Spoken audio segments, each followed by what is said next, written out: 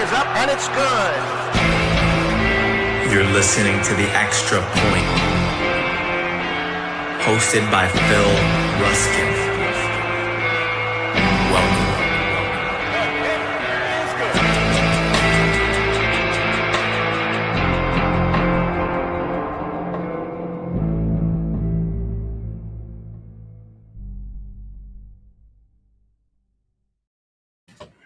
What up, what up, what up? Welcome to another episode of The Extra Point. It's your boy, Phil Ruskin, hanging out with you on another Tuesday night. Got my guy, Kendall VanDerBilt, with me as always. We've had a month, man. We've had some troubles, but we're there. You're here. I'm here. We're ready to rock and roll. Guys, I'm not going to lie. We have a badass show tonight. One of my favorite shows to do of the well, there is no offseason in Dynasty, right, Kendall? It's just the early preseason. So we're just going to call it an early preseason show. Big thanks to the folks on Discord, all the people in Sleeper in our leagues. We got a ton of submissions for trades that you have either sent or have accepted.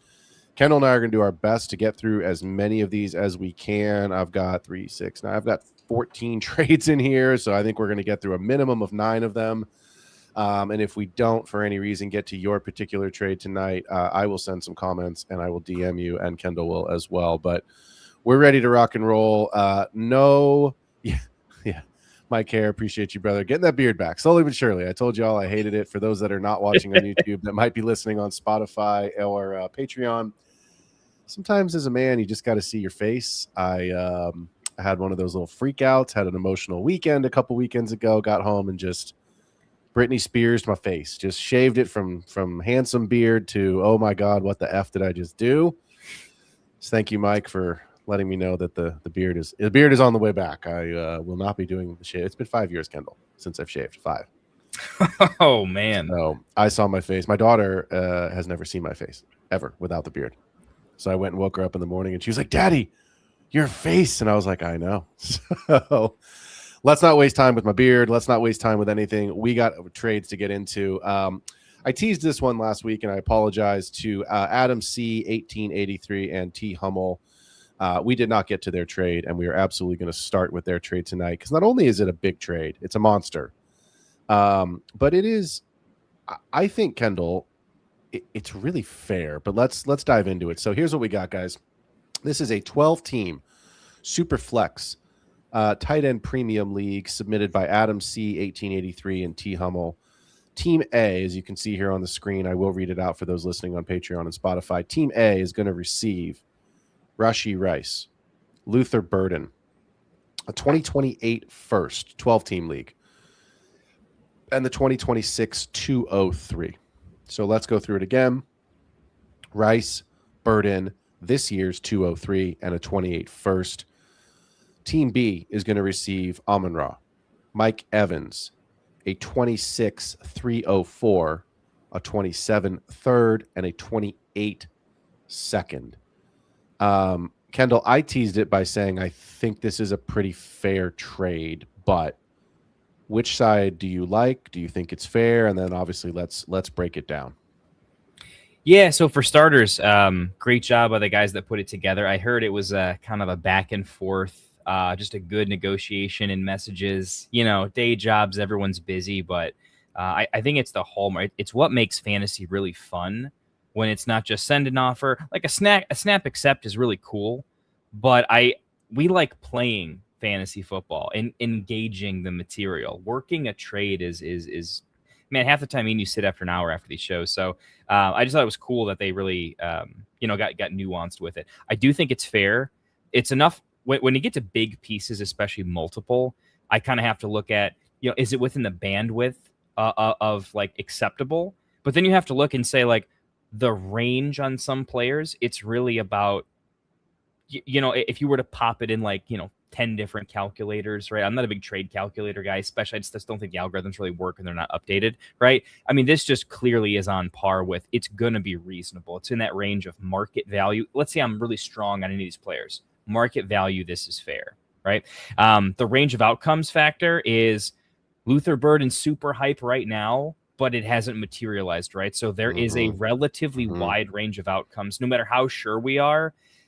things happen, right? Yep. Rashee Rice, we have some clarity now. When this trade went down, this was before the news had come out. That's worth knowing for those in YouTube land. So this was during the, hey, do we want to de-risk off of Rashee Rice? And even with the current news, obviously we know there's some issues there. The way I look at this trade is I play in a longer dynasty window than a lot of other players. I typically am more 3-year outlook. A lot of folks are on 2. I mean, it's a pretty big increase, 50% increase in the playable window, right? For me, I don't love what could happen to Rashee Rice in 2027 plus. I feel like the Chiefs are going to add a wide receiver this year. How good, what tier level? I'm not 100% sure. You know, it's always fun to think of the spiciest addition you can to an offense with Patrick Mahomes at the helm, right? So if it doesn't happen right away, I do think it happens and continues to happen. I'm not going to do the Barry. He's always a troublemaker. I don't love it, right? I do think it's a real risk factor, and the bottom completely falls out. Like, would I rather Rashee Rice get injured for 6 games or be a psychopath? Fact is, you can recover from 6-game injury, right? So what I'm saying is, overall, whatever he's worth, he can't get much more valuable, but things could bottom out quite a bit. So I do think it's a nice de-risk trade. So for those reasons, I think the Amon-Ra side is the safer play, right? If you already have a lot of stacked assets, if you are a solid contender, don't need to take a lot of risks. It's really about just stabilizing a little bit. I think the Amon-Ra side makes sense. That being said, if you're I think we're going to talk about it with some later trades. Phil, me and you are very much in agreement when it comes to no matter how good a player is, if your team's not going to be a championship window contending team, that asset's not really serving you any justice, right? That's particular at the running back position. These are our wide receivers, right? But I think with the way it's set up, if I don't think I'm making a big title run, I do like the idea of, okay, Rashee Rice, a 2 first level player, doesn't devalue. And then you have Luther Burden that can spin up to a Ladd McConkey in his prime type of situation where Ladd was going for almost 2 firsts, right? The total value, not an elite level outcome, but just in somewhat of a like pretty good outcome range, a 75th percentile or 25th, however you want to kind of rank it, that level of good, that side has the chance to win, right? I do think there's multiple ways where that's just the more valued pick and play. So if I had to pick a side, I'm not a big Rashee Rice guy, but I do think that side ended up with a little bit more market value. Adam's team is pretty disgusting. I like it a lot. I think it was as close to a win-win for both teams as I've ever seen a trade. If I had each of their rosters, I would be on that side of the trade, if that makes sense. If I have Adam's team, I would take the Amon-Ra side. And if I had T. Hummel's team, I'd have to take a look at it again. But I think he does want to swing for some fences there and change it up. So that would be my take. Yeah, I mean, it's pretty fair, right? I think so Kendall and I, for conversation's sake, Kendall and I are both part of this league. I actually am the one that sold Amon-Ra after the startup draft. I got 2 firsts and a second for him last year, and so Amon-Ra has been traded again. And so I think when you look at this trade, the Amon-Ra side to me is more of the, hey, I need to go for it right now. Adam did win the league this year, and with this roster that he has, plus this Amon-Ra addition, I think it's going to be a lot of injuries to say that he's not going to win the league again this year. So I love it for Adam because it guarantees him he's in the playoffs. There's no question about that. And I think it guarantees that he's in the final at the end of the year, just the depth of the roster and then the ceiling that he has. Here's my only issue with the trade, Kendall. I question. I like Luther Burden a lot, but you are selling the hope, or you're in this case, you're buying the hope of what he could be. I'm going to say this. I do think Luther Burden's going to pan out, right? I think he's going to go on to have a good career for the Bears. I think it is very possible. I think it's very possible that he becomes the 1B, if not the 1A to Rome. I know you're a big Rome guy, but I think it is in the range of outcomes that is a more even split in terms of targets, receptions, and touchdowns than you maybe think it is. I don't think it's a clear, Justin Jefferson is clearly the 1 and Addison is clearly the 2. I think this could be more of a CD Lamb, George Pickens. Who's the 1A? Who's the 1B? Devonta Smith, AJ Brown. So I like Luther Burden a lot, but we have to also say that it's a small sample size. We loved what we saw the second, I won't even say half, maybe the last quarter of the year where he was really on fire. Rashee Rice is a wild card. The news came out this week that he's not going to get any sort of punishment for his newest whatever he's done this time. The 28 first is super far out. I think the depth of Adam's team probably makes it a mid to late first, even 2 years from now, just because Adam's team is pretty top heavy and he's got guys that have at least a 2-year window. It will bottom out at some point. He's got a lot of 28, 29 cliffs, CMC type of production, but that might not be till 2029. Hard to. Yeah, and look, and Mike Evans, I think, is probably in the swan song. This might be it. And Mike Evans has had injury history, so I think the safer side of the trade is the Amon-Ra side.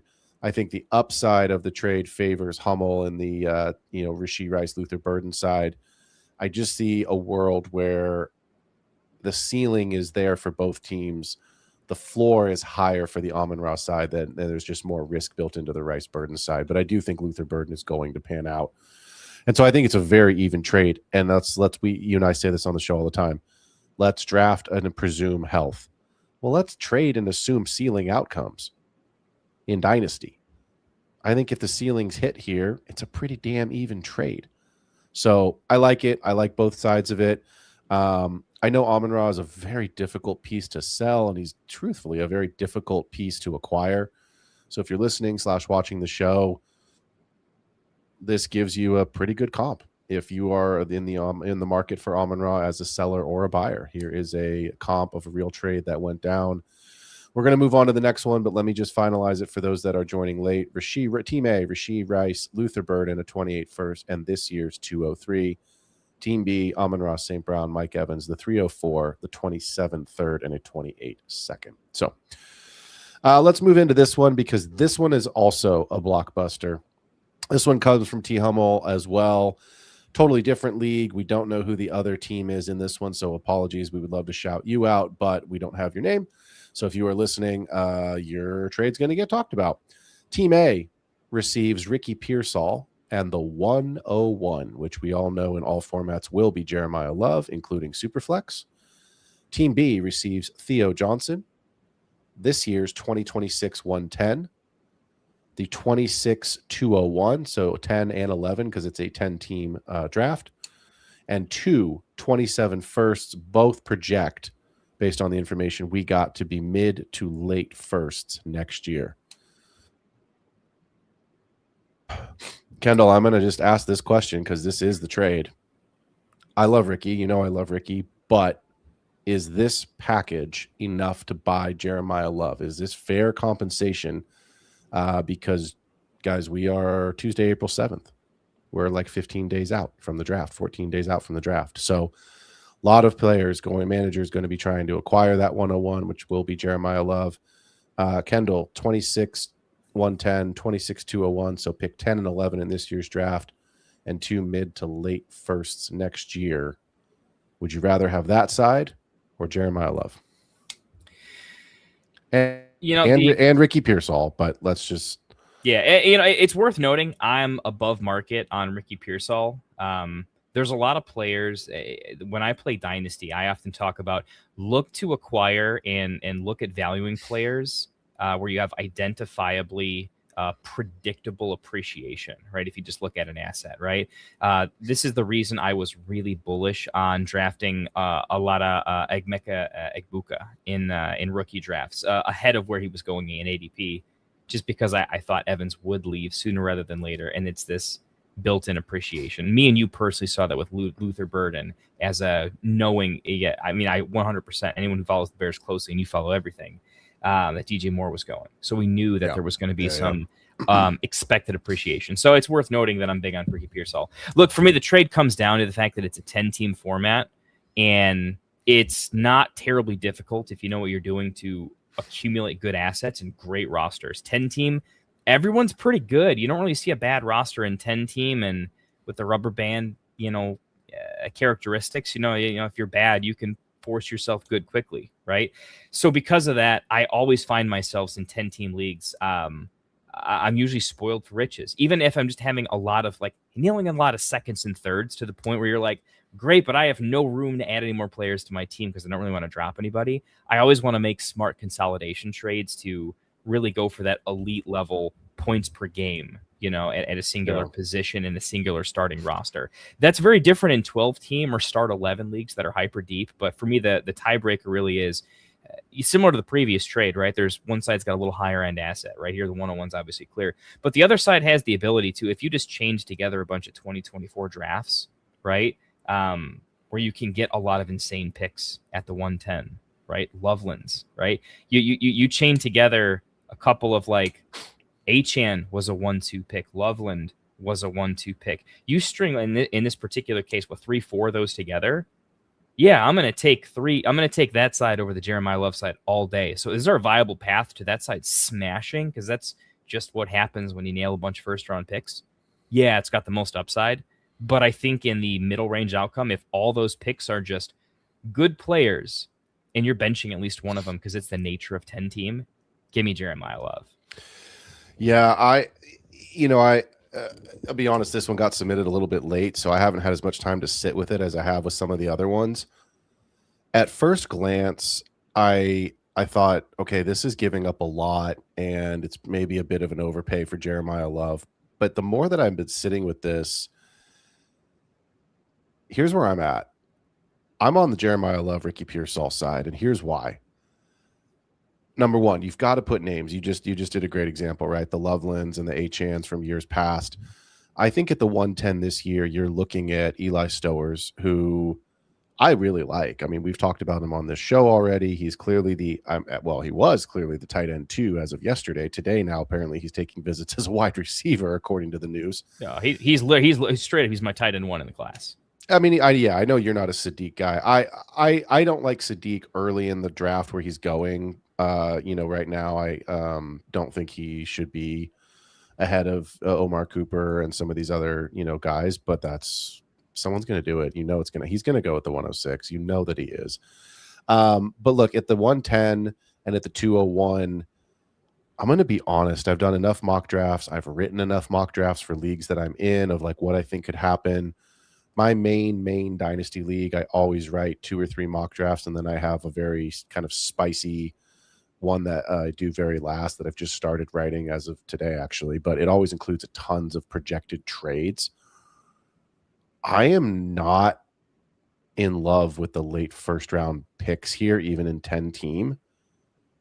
And you know this, Kendall, in every single season we go through, you've got 3, maybe 4 high ceiling guys, and then there's a tier break. And then you've got 3-4 guys that are going to be good. They're going to be solid for real NFL football and for fantasy. And then there's a tier break. And if you're at the 109 to 112, that's still a wild card for me. Look at Matthew Golden. You know what I mean? Like Matthew Golden was a first-round pick in rookie drafts, and he was a first-round wide receiver for the Packers for the first time in 800 years. Matthew Golden is not going for a first round and not an early second round pick if you're trying to flip him in a league right now. In fact, if you're trying to do anything with Matthew Golden, you're putting him in as part of a trade package and hoping somebody just goes, okay. So I think that the Team B side, Theo Johnson, the 110, the 201, the 2 first, I think it's fair compensation for 2 reasons. One, it's technically 4 first round picks. That's a lot. But if you need a quarterback, I do like and it's super flex, so I'm going to assume that teams need quarterbacks here, especially if you're giving up the 101. I think it's a good trade for Team B, but there's a lot of risk built in. These first rounders could fail. You could grab the next Josh Rosen at quarterback in next year's class. What if Arch Manning isn't his daddy and his 2 uncles? That is a very real outcome. Or if he's Trevor Lawrence and just doesn't get it for 2 years because that 4 happens. Years. Yeah, I mean, so Theo Johnson is irrelevant in this trade to me because of the signing of Likely, right? The 110, the 201, like, yeah, they're good picks, but they've got to hit. And if they don't, you're not getting the top 5 guys next year if these are projected to be mid to late first. You're getting the 107 or beyond. So Give me Jeremiah Love. I think this is the stronger side of the trade. It's a ceiling play. You're not getting even all of these points together. Maybe you're going to get that. But like, if Jeremiah Love really does become the next Bijan Gibbs and is in that tier, then you need at least 3 of these picks to hit to put those points into your team on a weekly basis to make up for that. Right? Like, Kendall, I had a 31-point lead against you in the finals of one of our leagues. And you had Bijan against the Rams defense. And we're like, well, we like the Rams defense. I put it in the group text. I was like, I should win this. And what did Bijan do? I literally said, as long as Bijan doesn't score 31 points, I'm going to win all 4 of the leagues that I am in the championship for. I was just thinking, and sure enough, Bijan did not score 31 points. He scored 37. And fair play to you. You and I had the 2 best teams all season. We deserve to both be in the finals, and you beat me because you had Bijan, and both of our teams are great in that league. But here's my point I'm trying to make. That is the ceiling outcome that a Bijan Robinson, a Jahmyr Gibbs, and what we project a Jeremiah Love can give you. Is Matthew Golden and Colston Loveland and I was going to say some late firsts from last year, but those were Caleb Johnson and RJ Harvey, which are giving you 0. So that's my point. Are those kinds of players that were first rounders last year, save your words, giving you a 37 combined points? Maybe, probably not. So give me the Jeremiah Love side. That's the ceiling outcome that you can't get from other players. Let's move on. This one's interesting. I really actually think we can spend too much time on all of these, but this is from Dead Man Mose. He is from the UK, from across Le Pond, as they say. He will not be joining us live tonight because it is 3 a.m. So I've told him that this will be on YouTube tomorrow, as well as Spotify and Patreon. So I hope that he has a chance to jump in and listen or watch tomorrow. He's given us 2, Kendall. 12-team, super flex, PPR. It's tight end premium. It doesn't say if it's a half or a full, but it is TEP. This first, actually, I don't think either of these included tight end, so not a big deal. He has sent away Justin Herbert, Kinshawn Judkins, and his 2027 first. He prefaced this by saying he just missed out on the championship last year and he is a contender, so let's assume this is a late first. He received Josh Allen and Kyron Williams. So again, he is sending away. Oops, sorry, you got it before I did. Yep, no, we're good. We're both doing the same thing. Josh Allen and Kyron Williams are now in his team. He is sending out Herbert, Judkins, and the first. Does anything jump off this page to you? Do you have a side that you prefer? Is this fair value? Josh Allen's hard to acquire. I mean, a lot of these pieces are, but Josh Allen's hard to acquire. Yeah. I mean, this one's tough for me because I feel like I've been a Herbert guy. I bought the dip in a lot of places. One of my best fantasy trades of all time is I flipped Kyler Murray in like a third for Justin Herbert, and that looked really bad until it felt amazing. And I think Judkins is a pretty solid buy low. I mean, so there's a lot of bits of that make a lot of sense to me. Josh Allen's Josh Allen, though, right? If everyone's got a stacked roster, right? Like if this is one of those, if this is 10 team, this is where I kind of lean Josh Allen. Kyron's got me a little nervous with what Blake Corum's kind of doing. I feel like his overall outcomes, there's some risk there. There's more risk to Kyron than I think people are willing to say. A Stafford back injury would be rough for him. Corum just catching up a little bit could be a little bit rough for his elite upside. That's what you're getting there. This is a 12-team super flex, right? Yep, 12-team. Yeah, and tight end premium. I got to be honest, I'm kind of leaning towards that. I think that Herbert and Josh Allen are probably a little bit close together. And the Judkins in the first are pretty insane. The 27 first is projected late, right? Yeah, it's projected late. Yeah, if that's a projected late pick, I'm in most of my leagues where I think I'm a heavy contender, I'm going to take the Josh Allen side because for the same take as your Bijan take earlier, just going for the elite upside at an insane position is big. Yeah. If my roster if things went wrong in a couple drafts and I need to catch up on value and I don't think that Josh Allen is enough to win me a title, then he's going to rot. then I think I'm leaning towards the Herbert side a little bit. I think in the trade market, the Josh Allen side has the better market value. I'm personally leaning towards the Herbert side a little bit more though. Yeah, I mean, this team's pretty loaded. I didn't say this in the trade because I didn't want to impact anyone's answer, but I will say this now that we've given some takes on the trade.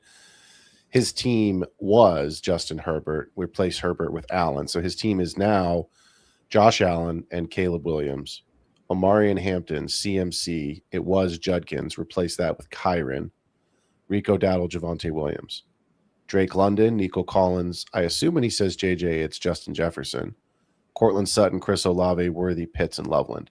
This roster's loaded. So if it's wild in a 12 team to have this many solid players. I don't know what kind of a startup draft this was, auction. Maybe he's made some crazy trades, but that doesn't matter because this is what he has. So what I'm going to say is this. In a vacuum, I'm with you, Kendall. I would take the Josh Allen side because of the ceiling play there. That wins him the league. Yeah. Everything presumes health, because now you're taking. It feels like the trade I literally did with you, like in one of our leagues. I bought Josh Allen for this is going to win me the league, probably, right? Yeah, exactly. And so that was a single quarterback league, but yes. Mm-hmm. So the reality is that the Josh Allen side, of course, is stronger. I want to just go away from Josh Allen for just 1 second. I'm concerned about Kyron. I got a note today. Someone texted me, and then I got a note in one of my leagues that I guess the fantasy footballers had a trade segment today about Kyron and trading him away. I'll be honest, I've not listened to their show. Long Kyron conversation. Yeah, some split takes there too. They were not all in alignment. It's So I'm gonna say this because I have not listened to the show, so I have no idea what was discussed. I have a guess, but I'm gonna give you my sense. I'm concerned about Kyron for 2 reasons. Number one, the emergence of Blake Corum, which is the most obvious one. But the other concern that I have is, and Kendall, you and I have talked about this, I think this is it for Matt Stafford and Davante Adams. And I think had the Rams won the Super Bowl instead of the Sea Chickens, that Matt Stafford would already be retired, as would Davante Adams. I think I think this year, had they won the Super Bowl, that would have been it. I think they are coming back for their Michael Jordan, Scottie Pippen last dance. And I'm concerned about Sean McVay. Because if the Rams do win the Super Bowl this year, what does Sean McVay have left to prove? Unless he just loves coaching. He doesn't need the money. He will have won 2 Super Bowls at that point. It's like he's the next Tom Brady in terms of the multi-million-dollar Fox Sports or whatever network he chooses to go work for. That contract, I've heard, is basically sitting and waiting for him. So I wonder what happens with a rookie quarterback or a transition, bridge 1 year kind of guy, because Kyron is not capable of carrying a team by himself. And if you've got an inexperienced or a huge downgrade at quarterback next year, that means more Blake Corum for Kyron. You've got your star receiver in rehab right now, and don't buy the bullshit that he's been there for months from the agent. That's agent speak. His ass went to rehab last week when the news started getting real bad. He's just checked in recently. You've got a 36-year-old Davante Adams. I think it looks like they're going to draft Mekhi Lemon, which would be sexy as fuck. Yeah, that looks nasty. That would be real sexy. Mekhi Lemon becomes the 101 in my opinion. If Cardinal Tate goes to the Browns at 6, and at 13, Lemon goes to the Rams. Sorry, that's not the 101. Excuse me, I misspoke. That's the wide receiver one at that point. Yeah. Lemon goes at the 102 ahead of Mendoza in Superflex, if that's what really happens. But look, I just don't see Kyron carrying a team. If he could, they wouldn't have the kind of Blake. It's a very similar backfield to what we just saw with Sharps and Walker without the 50-50 carry. Kyron gets more work, but Corum's not going away. So I love the Josh Allen side of this trade. I think this wins Dead Man Mo's the championship this year and probably next year, given some of the youth and upside and ceiling he still has. But I would get out of Kyron sooner than later. Yeah. So I don't, I'm not saying this is a bad trade for him. I think this is a great trade for him. He should, assuming health, there's no seal. I mean, I haven't seen the other teams in this league, but like, come on. Hampton, CMC, Kyron, Dowdle, Javante, like you've still got ceiling, even if guys are on bye weeks or miss a couple weeks. Christian McCaffrey will miss a couple weeks. London, Collins, Jefferson, Sutton's not great, but like Sutton can catch a touchdown the week that JJ's got a bye or that Olave's out with a concussion. Like, I mean, this is a big roster. So I love this trade, Deadman Mose. I think you did a great job here. I think it's good value. I just wait till Kyron has a couple of good weeks and flip him. Get something else out of it. Get a lower tier running back and a pick next year so that you can keep replenishing and stockpiling. So let's move to this next one because this next one's really interesting. Mike Hare saying I offered 3 first and was denied Allen. Mike was texting me about that one. We've been chatting back and forth about some stuff. I remember that. I do feel bad for him, but that's the going rate. Sometimes certain guys are just unattainable. Deadman Mose, different league, 12 team this one. 12 team Superflex PPR, no tight end premium. So this is a different league, similar format, but no TEP here. He says he's been offered the 106 and the 109 for Rashee Rice. I know what I want to do here, Kendall. This is actually easy for me, but where are you leaning with this trade here, with the Rashee Rice side or the 2 firsts? Ooh, and it's 12 teams, so it's a mid and a late first, the 106, 109. 12 teams flex. Yeah. Look, my spicy take right. This is becoming a little bit tough because with the way I think most of my NFL mock drafts have like the 106 for me is probably good. I think there's a chance that particularly my take is all about KC Concepcion, who is like my absolute dude. I have been massively in on him. I got in really early, and also like I'm a huge Matt Harmon fan. One of the guys that's really helped me level up in how I look at the wide receiver market, and just learning how to scout them as an actual process, which I don't spend the time they do, but I actually try to. And he's like, I think his number 2 wide receiver in the class, essentially, is how Matthew Harmon looks at him. And so if everything goes the way it has to go and Mendoza has to have a floor, I think there's a chance that Mendoza could potentially fall to the 106 and people could get super hyped on KC, right? So I have to preface that I'm just going to give this take as if I can guarantee KC Concepcion at the 106. So let me give you that one. In that case, sign me up for the 2 firsts because I think KC Concepcion is going to be whatever team he lands on, is going to be their version of Rashee Rice and have somewhat of a hybridized production between like a Wan'Dale Robinson, what he did last year, kind of without the neighbors, what I think he'll do on the Tennessee Titans. And I don't think the quite ceiling comp of what Rashee Rice did, in a healthy 2025 and whatnot. Right. Yep. But if you can sign me up for a KC to the Dolphins, there's a chance KC literally ends up on the Chiefs. There is actually a couple good landing spots where I'm like, he's also just nice. And maybe I'm a big Stowers guy, right? It's tight end premium, so I also get my tight end 1 in the class later on and get to call a shot. I would love to take those 2 players. This feels very much like in just a year ago. This feels like saying I'm bullish on Colston Loveland long term, so I'm going to pick up him and a little bit earlier pick. It kind of feels kind of similar to me, actually. Different tiers, but yeah, that's where I'm on. You nailed it. I mean, that take is perfect. You could have gotten most likely Emeka Egbuka at the 106 and Colston Loveland at the 109 last year, and you would have taken that 5-6 times out of 10 last year. Now, today, you're taking that 9, if not 10 times out of 10 for Rashee Rice. I would take that 10 times out of 10 over Rashee Rice. Let me give you just a slight, because you nailed the take, so I don't want to take away from what you said. Let me just give you a slightly different look at this. It is very realistic that Omar Cooper Jr., KC Concepcion are going to be the 106. I think that is almost guaranteed that they're going to be the 106. I do think Mendoza is going to be gone. In a super flex league, I see the appeal. I get it. Value insulation. He's a can't miss. You should not draft a Zay Flowers type when you've got a Mendoza there, and you could be there. Right. And so I see a world. The reason I'm saying Cooper and Concepcion is it is very possible, because they are projected later first round picks. Good teams. Good teams.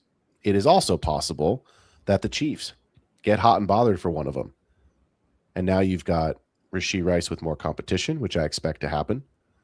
Is Patrick Mahomes really healthy? And when he is healthy, is he going to be the same caliber player? So I think that I would take the 2 firsts straight up. I have concerns over Rashee Rice's future. And listen, he's not Puka, and Puka's in fucking rehab right now. Rashee Rice is not exactly a poster boy for sit home and play video games and, read your playbook. Let's just be honest about that. So it is very possible that Rashee Rice's value increases this season if he has a good season. I would put that at about 60%. It is a probably 40% chance that his value goes off a cliff the next time he does something stupid and gets a big suspension, which is not out of the range of possibilities. Deadman Mose, I would take the 2 firsts. And then I would, if you hate the 109, trade up. Flip it for a first next year. I don't think anything bad can happen, but get yourself a nice KC Concepcion or Omar Cooper at the 106 and take the trade. Yeah. Let's move, Kendall, to a 10-team league, super flex. Excuse me there. I've also got this right in the middle of our faces. There we are. Let's get a 10-team super flex half-point PPR from Team Mac Attack. He's got Team A having Jalen Hurts and the 2026 304. Team B, Jordan Love and the 2026 110. The only thing I wish I knew about this league is if it was 4-point or 6-point, because this is quarterback for quarterback, and that does make a difference because Hurts runs and Tush pushes and Love does not. It does feel like it was 4-point, though. I exchanged a couple messages with them, and Hurts was a particular target for the rushing, so it feels like it's that. Which, I mean, anytime you're acquiring a rushing quarterback, I sort of assume it's a 4-point, because otherwise, what are you doing flipping quarterbacks? So, Kendall, what side are you on here? Or is this pretty even? What's your thoughts at this quarterback for quarterback with some picks thrown in? Yeah, so one, I love this trade because I think it's a nuanced trade. You're going to hear me talk about Jordan Love often as a buy low candidate. I want access to young, talented quarterbacks in historically strong front office organizations that have very stable, good coaching in the NFC North, where everyone's going to just have to put up a lot of points for probably many years to come at this point. There's just a lot of positives there. So I like Love as a buy low personally. But format matters, and understanding where you're missing the boat and using a trade to address a team issue. So then you have to worry about more than just, am I winning the trade on value? It's, I'll take a net neutral, or I'll lose 1% to 5% on a trade if it significantly addresses an issue that makes my team better, because I do want to play to win, right? You know me, I'm a sucker for value. Sometimes I'll lose because I like a good rebuild every now and again. But so what I'm saying is 10-team, that matters, right? The tier up to Hurts does matter. It's also half PPR. That's a big deal, which means it neuters every single other positional category against your quarterback. The amount of times that you're going to have an advance rate that's high is based on hitting on quarterback in half PPR leagues. In full PPR 3 wide receiver, right, you can really drown out a lot of that elite level quarterback production just by having a stable roster and having 2 very strong flexes, right? So I think it's a savvy trade. If I'm ever going to try to take the buy low on Hurts, right, which I think at this point with all the negative news, ESPN is single-handedly bringing his value down, but remove all the noise and it's like, we're probably overreacting a little bit. Like, situation's a big deal. We talk about in fantasy all the time, even if you don't believe the talent. I personally don't. He's still on a pretty good offense with a lot of weapons, and I think they're going to be good forever. And so anyways, I think it's a good trade. If I'm in his situation, his team's also quite good. It's not like a juggernaut. It's quite good. I like the tier up to Hurts in a 10-team league. I'm starting to love the 110s in the late first a little bit more, because I'm definitely on the like, yeah, they're not good. This class isn't good. But if the take's getting a little too spicy and you can buy 110s for like the same thing as that 202s used to go for, I'm paying attention. And I think it's a smart tier up to Hurts. I agree with you. It is a smart tier up. Here's my concern. The 110 and the 3-4 suggests that there is that big of a gap between Jordan Love and Jalen Hurts. And I do agree today there is. I agree with you, Kendall. Forget the noise. The noise is bullshit. I don't want to hear about Jalen Hurts has an attitude problem and he's got to play whatever. We all read the same tweets and we all do the same stuff. I trust Howie Roseman. If they trade A.J. Brown away, and it seems like they're going to, I think you're going to find out on April 23rd if they're trading A.J. Brown. Because if the Eagles pull a trigger on a first or second round wide receiver, goodbye A.J. Brown. Even if the trade doesn't happen on draft night, that is Howie Roseman saying A.J. Brown will not be on this roster in 2026, or if he is, he will not be on this roster in 2027. That's a fact. Otherwise, why the hell are you drafting his replacement? So I trust Howie Roseman to bring in the right players to keep Jalen Hurts' value high.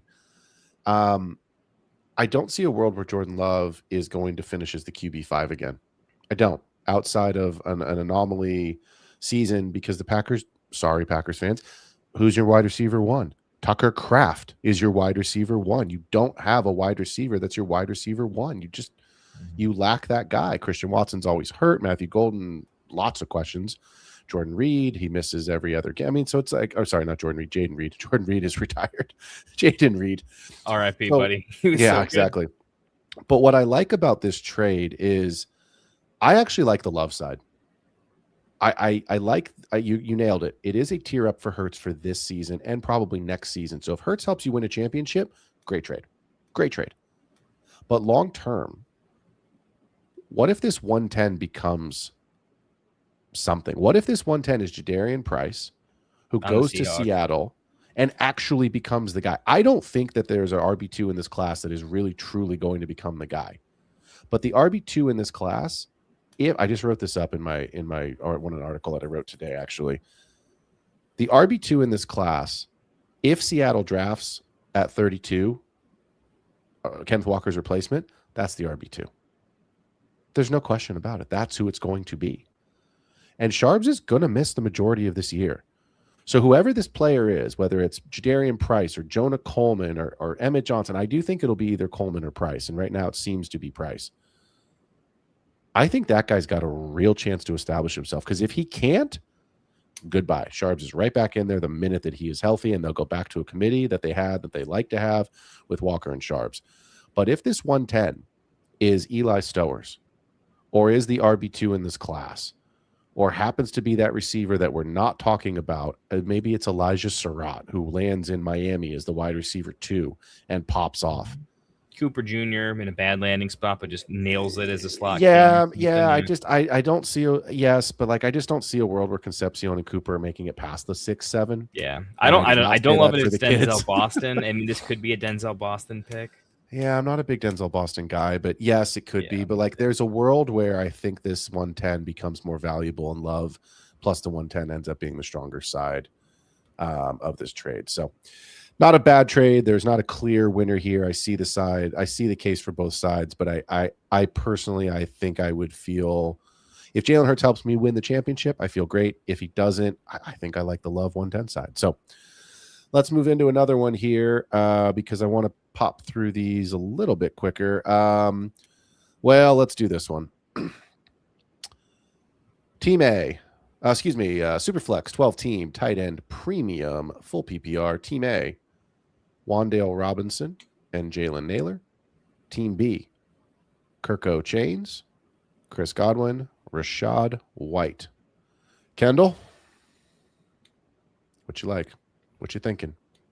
I was a big fan of this trade for you. I'm a big Wan'Dale guy, always have been, even before the NFL draft, just as a prospect. So I feel like when you scout a guy and he's like, I'm going to take him in rookie drafts, I'm going to be high on him, and then he does what he does. I'm just a big fan of him. And Jalen Naylor, I think can, over the course of like a 3-year window, I actually like the fact he's probably going to be the team's third receiving weapon, but probably a good wide receiver 2 in the long run. To that offense, and with better quarterback play, I mean, I liked what I saw out of him last year in those games where he single-handedly was their offense sometimes, which was kind of cool. So I think you got pretty solid value. The thing I'll say about the other side is Godwin has a lot of outcomes, more than we give him credit for, where he could have a pretty decent season, right? He could be like a pretty decent Tyler Lockett season where like, oh, he's still valuable. He could have a Jacoby Myers like pretty solid season, right? So you're giving up pieces that are going to score some fantasy points, right? It's not like a lopsided trade. I don't like the aging guys, right? And I want to get out of them when I can. And if I can find good players that are maybe undervalued for them, I think it makes sense. So I like the trade for your side. And I think that the team you're selling to is buying some relevant short-sighted production. Rachaad White could even be like a random, like Godwin and Rachaad White could be like can you see him in like a dynasty, in like a best ball league being like, man, how the hell were they really positive advance rate guys? But like that stuff happens sometimes, right? Look, so like that's why it's definitely not robbery. I do think it's close. We've been split a lot. This is a closer to a win on that side for me. For you, I like that. But player takes. Yeah, I mean, we're not going to get to the B segment tonight because we just have too many trades submitted. So thank you to everybody who was a part of this. We've still got a few more to get through. But one of the things that I wanted to talk about, Kendall, and maybe we'll get to this next week, but I have some in the B segment, just a trade show, right? Win now quarterbacks, win now running backs, who's in a contract year, win now wide receivers. I have Bill Krosky-Merritt there as a win now running back with a giant question mark because if he survives the draft, him and Rashad, if the Titans take Jeremiah Love, and that seems to be what we anticipate is going to happen, Bill Krosky-Merritt and Rachaad White, barring trade, are huge winners for this season. I don't know what their dynasty value is going forward because I think the Commanders will eventually bring somebody higher profile in, but huge winners for this season. So we'll see how that trade turns out. I want to get into this next one here because this one is a big, sexy name. Team A, Justin Jefferson. Team B, JT, Malik Willis, the 109, this year's 109, and a 27 first. Kendall, this is your trade, so I'm going to break it down. Mm-hmm. I think it's fair value. I'm going to not make the same take I made earlier, but the ceiling take is there. JJ cannot be replicated with when he's hot, when he's healthy, with two guys, maybe three guys sometimes, cannot replicate what he can do for you in a week. There are very few players in the NFL that can win you the week by themselves. Justin Jefferson can win you the week by himself. Jonathan Taylor is not a bum by any means. He has been the overall RB1. He just had a phenomenal season. I think JT's going to have a great season again this year, and I believe he's going to have a really hot start to the season before Daniel Jones comes back, because they've got to lean on him. So I like the thought process for the acquiring manager, but JT's in a contract year, and the Colts just paid 65 truckloads worth of money to Alec Pierce. Daniel Jones, please God tell me he has the same agent as Kirk Cousins, because if he doesn't, I'd be shocked. And if he does, I'll go, yeah, that makes sense, because he keeps getting guaranteed contracts and big money, and he's not worth it. He's a good quarterback, not a great quarterback. Here's why I have some questions about the other side of this trade. We don't know what Malik Willis is. We haven't seen it. We are projecting that Malik Willis is going to be a quarterback in an offense that is going to, guaranteed, guys, have one, probably two rookie wide receivers as their top two guys to go with Malik Washington. Again, rookies bust. Yes, we love Casey Concepcion. I would love Casey Concepcion to go to the Dolphins. I would love Omar Cooper Jr. to go to the Dolphins. I think both of those guys have a real shot to, one of those guys has a real shot to land in Miami, and that would be great. But they still have to be good. They still have to produce. And I don't think, regardless of if they do produce, they're not going to produce at a level that Justin Jefferson is.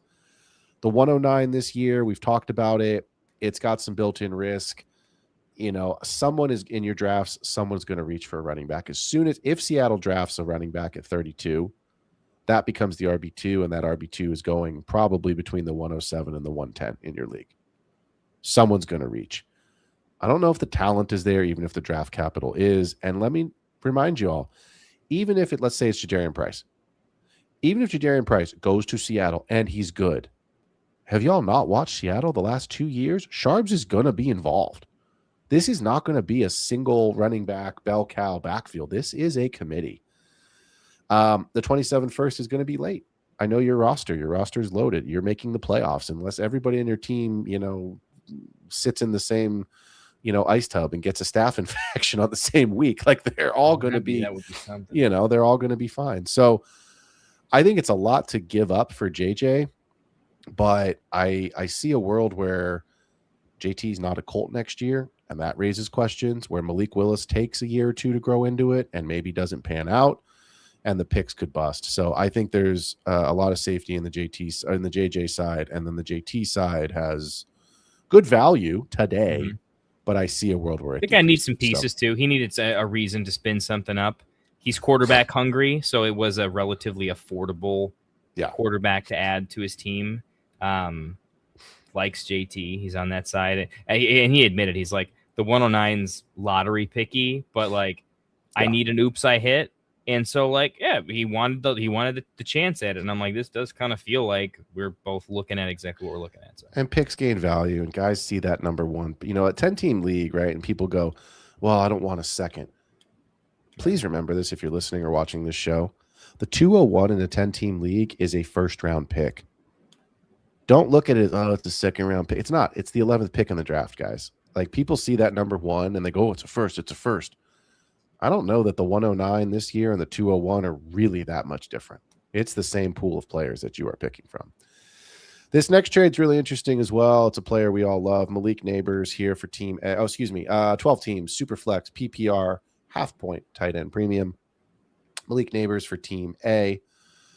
Xavier Worthy, Bashal Tootin, this year's 402 and this year's 105.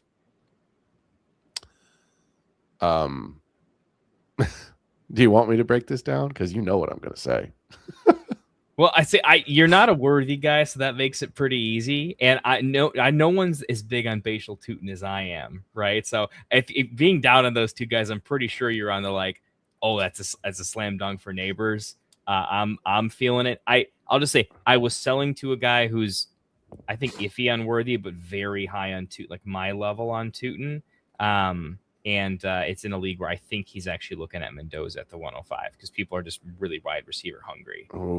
In a super flex league, you think Mendoza's getting to the 105? I mean, it's possible. Just the way our draft falls, no one's QB hungry through there. So it's possible. Here's where I'm at. You traded Malik Neighbors for the 105 plus some pieces.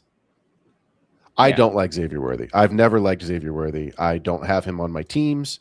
I don't draft him. The only place I draft him is in best ball if I had Patrick Mahomes. And if y'all pay attention to any sort of news, Patrick Mahomes is not going to wind up on a whole lot of my best ball teams this year because of the injury and the slow start, which means Xavier Worthy is going to wind up on probably 1 to 2% of my best ball teams this year.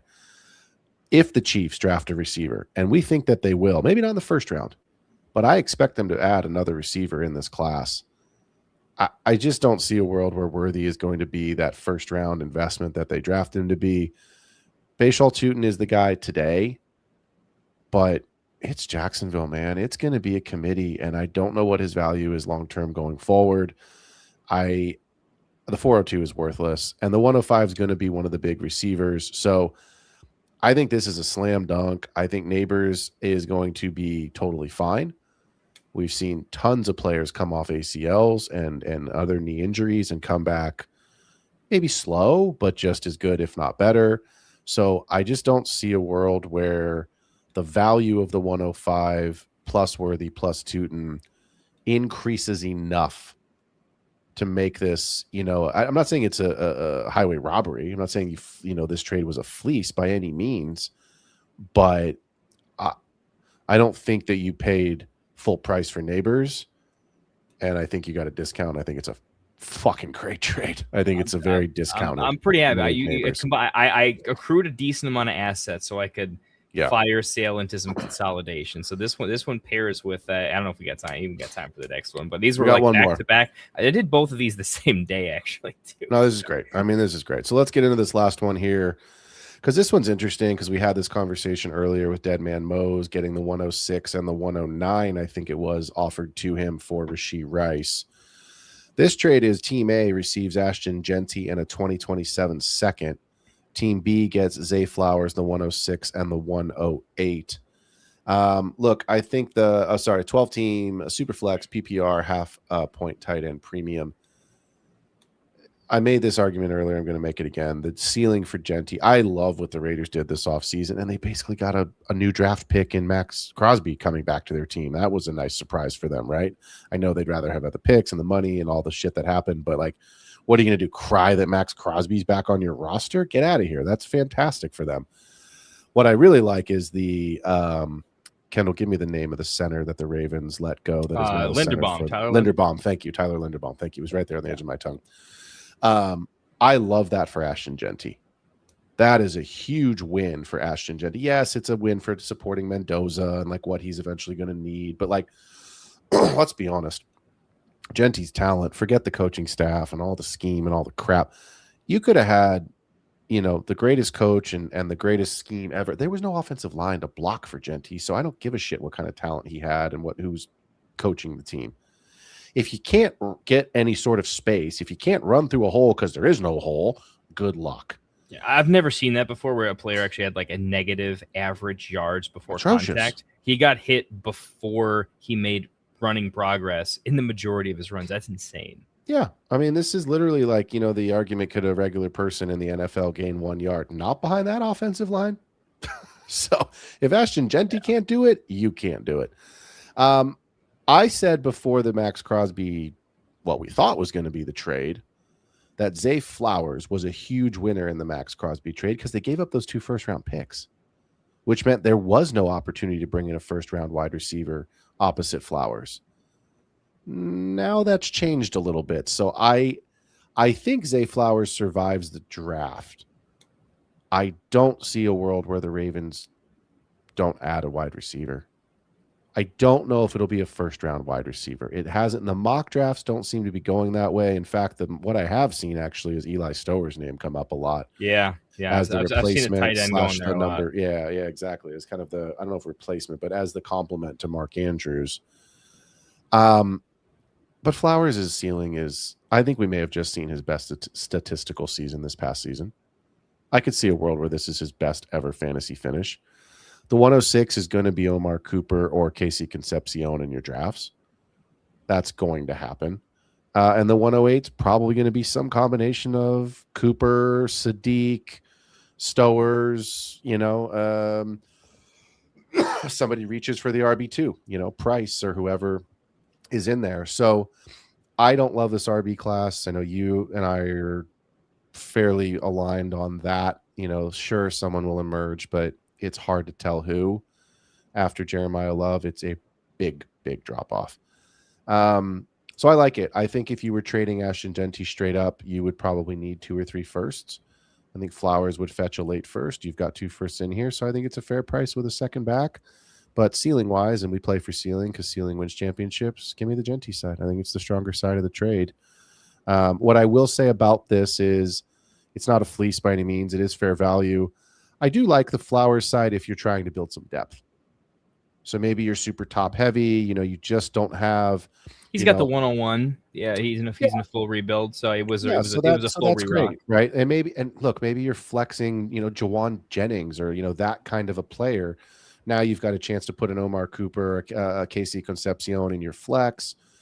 Zay Flowers and whoever your wide receiver 2 is. In this group, maybe it's Zay Flowers and Cortland Sutton. You've kind of been riding the older wave of, Mike Evans, Devontae Adams, that kind of a player. Get younger. So I like both sides of this. I think the Genty side is the slightly stronger side because of the ceiling play, but I like the depth piece that the Flowers side gives you. So that's it for tonight. I know we've got a couple more, but I'll be honest, we'll get to them. They're small trades, they're even trades, and quite frankly, it's guys that I think if you really want our analysis, we can. So it's part 2 one of these days when we got time. Yeah. So stick around. Absolutely. So we are so close to the NFL draft, so close. If you want to submit more trades for us, please send them our way. We will add them to the show. We will break them down. I'll add them to the 2-minute drill. We've got a couple of spots left. I've got 2 spots left. If anyone is interested in a 12-team full PPR tight end premium best ball dynasty league, we have 2 spots left in that league. It's a $25 buy-in if you want to play in that league with us. A couple guys from the Get Right Fantasy Network. Some of the guys who are in this league will also have been featured on this show tonight. Big trades, big dynasty guys. It will be a very engaging league. If you want to get in on that, DM at P Ruskin. Excuse me, on Sleeper, and we will try to get you one of the last 2 spots. So, for all of us here at the Get Right Fantasy Network, for myself, for Kendall, this has been another episode of The Extra Point. Thanks for hanging out with us on a Tuesday night. We out. Wanted to write fantasy